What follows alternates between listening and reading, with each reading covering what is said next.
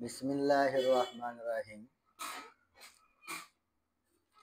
আজকে যারা এই মুহূর্তে আমার ইউটিউব চ্যানেলটি যে যেখান থেকে দেখছেন শুনছেন, সবার প্রতি আমার অকৃত্রিম ভালোবাসা, শুভেচ্ছা, অভিনন্দন প্রকাশ করছি। সেই সাথে আমরা এই আইনি চ্যানেলটি দেখছেন শুনছেন, অবশ্যই আমার এই ইউটিউব চ্যানেলটি দয়া করে সাবস্ক্রাইবার করবেন, আমার এই চ্যানেলে সদস্য হইবেন, শেয়ার করবেন, কমেন্ট করবেন। আপনাদের উত্তর আমি যথাসাধ্য আইনগতভাবে দেওয়ার জন্য সচেষ্ট থাকব এবং সকলের প্রতি আমার সালাম, আসসালামু আলাইকুম। আজকে আমি আপনাদের সামনে যে বিষয় নিয়ে হাজির হয়েছি, এই বিষয়ে গত ভিডিওতে আলোচনা করিয়েছিলাম যে কেন বিনিময় দলিল প্রয়োজন, এই সম্পর্কে বিস্তারিত আলোচনা করেছি। আজকের এই আলোচনার মূল বিষয় হচ্ছে এই বিনিময় দলিলটি রেজিস্ট্রি খরচ বেশি কি? বিভিন্ন এলাকায়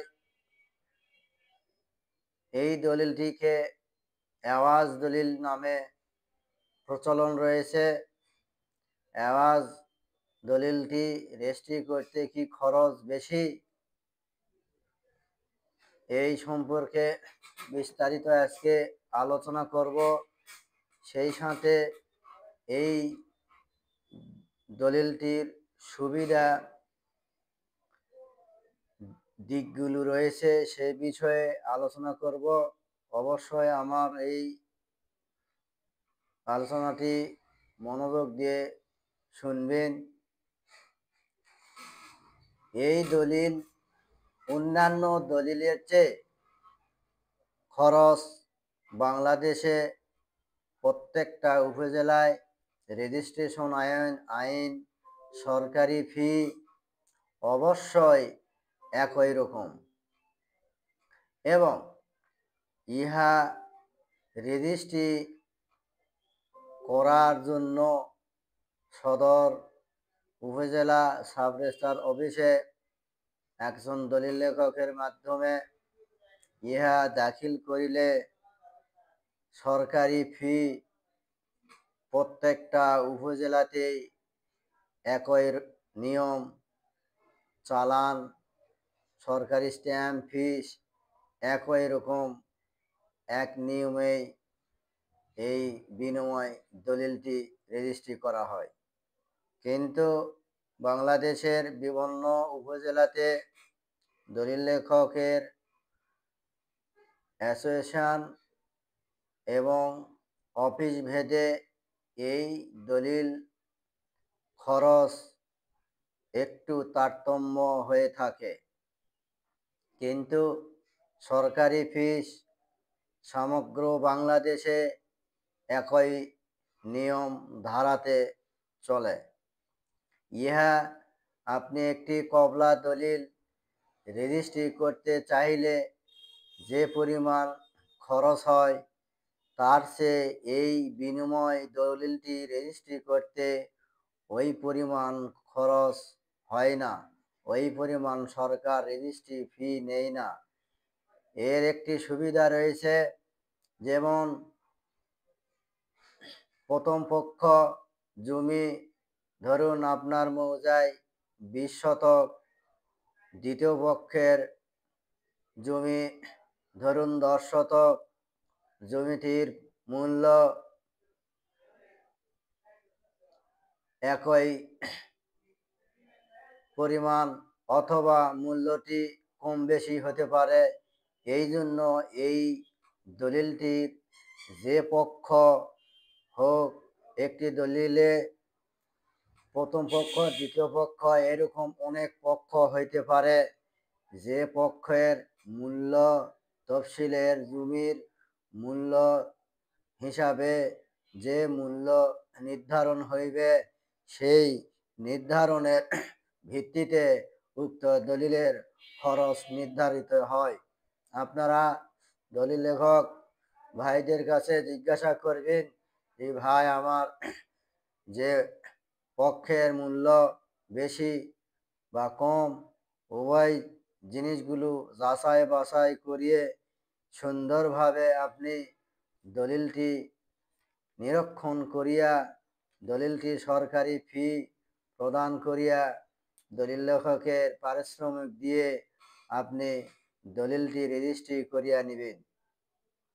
এই দলিলটি রেজিস্ট্রি করার পর আপনার যে সুবিধাগুলো রয়েছে, এই সুবিধাগুলো হচ্ছে: এক, উক্ত সম্পত্তি আপনি ভোগ দখল সুবিধার্থে বিনিময় করলেন, অথবা রেজিস্ট্রি করার জন্য বা কবলা দলিল রেজিস্ট্রি করার ক্ষেত্রে উক্ত জমিটি প্রেমশন করার ঝুঁকি রয়েছে। তদ্রূপ উক্ত সম্পত্তিটি বা উক্ত দলিলটির জমিটি আপনি বিনিময় করলে প্রেমশন চলে না। প্রেমশন আইন শুধু কবলা ক্ষেত্রে প্রযোজ্য, যেমন বিক্রি কবলা, যেমন ছাপ কবলা, এরকম হস্তান্তরকৃত জমির উপরে পেনশন মামলা চলে। এবং ওয়ারিশ এর মধ্যে বা অত্র খতিয়ানের অংশীদার রয়েছে এমন ব্যক্তি পেনশন মামলা করতে পারে। এই দলিলটি পেনশন মুক্ত একটি দলিল। এই দলিল পক্ষগণ তার নিজ অংশ বুঝিয়া পাইলে অবশ্যই জমিটি টিকিয়ে যায়, বিনিময়টি আর কোনোদিন ফিরে আসে না। ফেরার চেষ্টা করলেও এ ফিরে না বা বাতিল হয় না।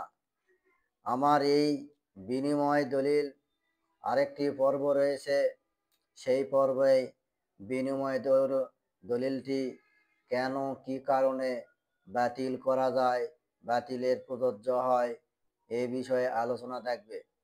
আজকের এই বিনিময় দলিলটি রেজিস্ট্রিকরণের সরকারি খরচ সম্পর্কে বিস্তারিত আলোচনা করলাম। এবং সারা বাংলাদেশে সরকারি স্ট্যাম্প ফিস একই রকম। সিটি কর্পোরেশন, পৌরসভা, ইউনিয়ন, বিভাগীয় শহর, সব জায়গাতেই একই রকম সরকারি ফি।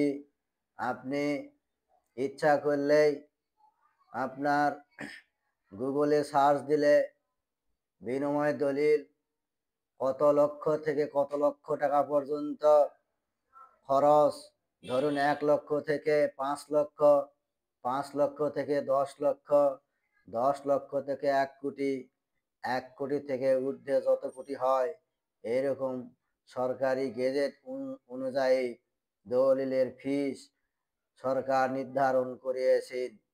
এই হিসাবে আপনি দলিলটি রেজিস্ট্রি করিয়া নেবেন। সেই সাথে উক্ত দলিলটি আপনি পক্ষগণ নকশা, দাগ, খতিয়ান, নাম, দলিলটির বিস্তারিত তথ্য জেনে শুনে পড়ে স্বাক্ষর করে দলিলটি রেজিস্ট্রি করিবেন।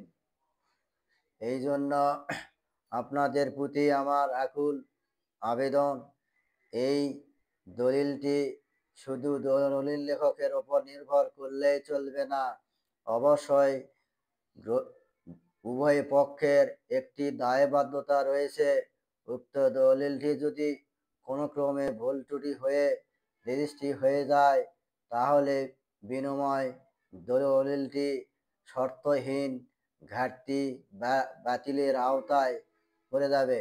অবশ্যই দলিল লেখকের উপরে নির্ভর না থেকে উক্ত দলিলটি নিজে আপনি পড়ে শুনে বুঝে স্বাক্ষর করিবেন।